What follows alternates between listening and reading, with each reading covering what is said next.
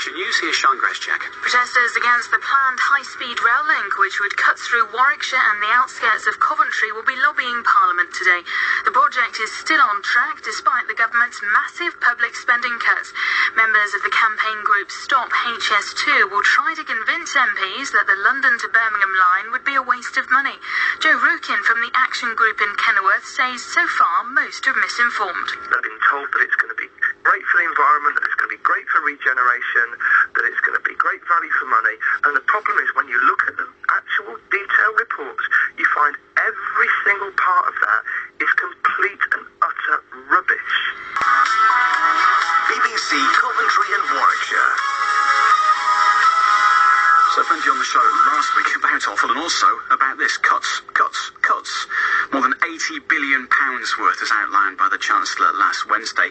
It seems though one project that's still getting the go-ahead are plans for the high-speed rail line which will run from London up to Birmingham through the Warwickshire countryside. Campaigners from across Coventry and Warwickshire are getting together today and heading down to London to lobby Parliament to try and convince them that this project specifically is a waste of money. If it gets the go-ahead, the high-speed line will cut through the middle of Stoneleigh Park, and that's where Marion has started our tour of the high-speed rail line route this morning. Maz? It most certainly is, Tim, thank you. Yes, right at the gates house of Stoneleigh Park.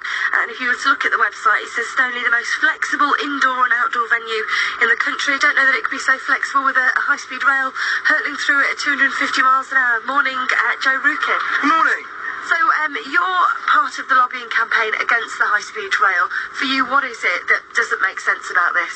Well, it's absolutely the whole thing.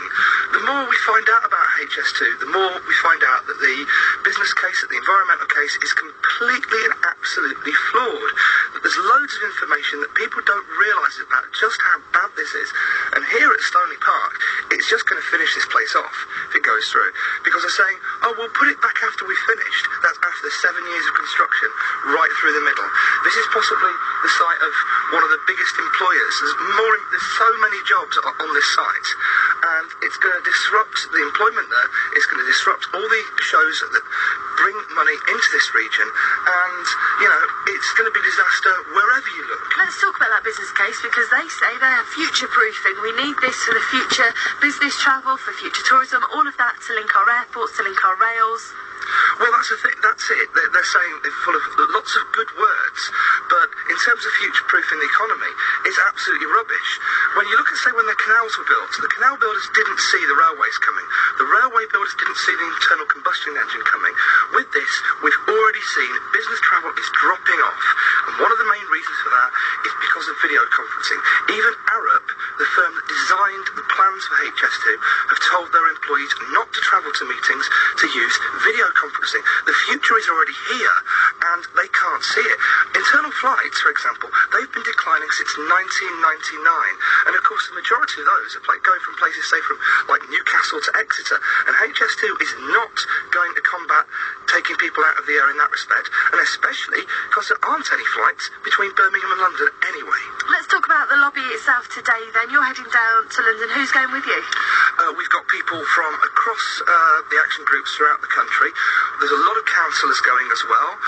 That's very useful because HS2 Limited themselves are actually holding something for councillors with transport remits in the morning, so they're following on. And we've got almost every single MP for up and down the line confirmed attending.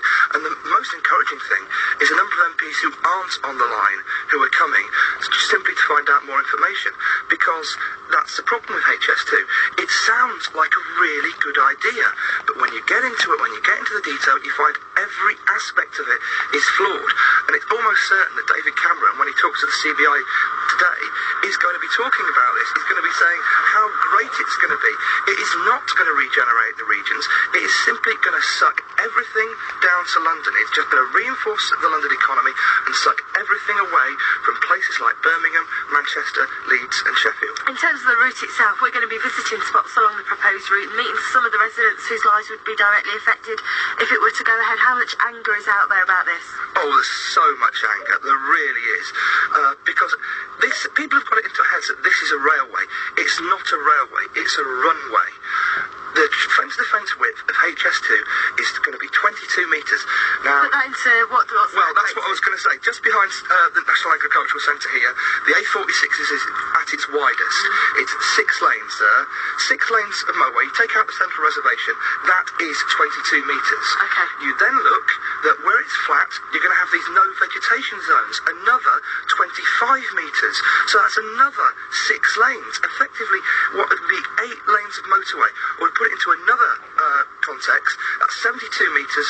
The pitch at the Rico is 68 metres wide. So it's plus a few metres onto that. All right, well, for now, Joe Rukin, thanks very much for putting the case forward about why you're lobbying in Westminster today. You mentioned that you're tracking the route during the course of the show of the proposed high-speed rail line. Marion, so where's next? Yeah, that's right. We're going to head through Kenilworth to follow it through there, and then on to Burton Group later, a village which effectively some people are saying could be completely decimated if this was to go ahead. Okay.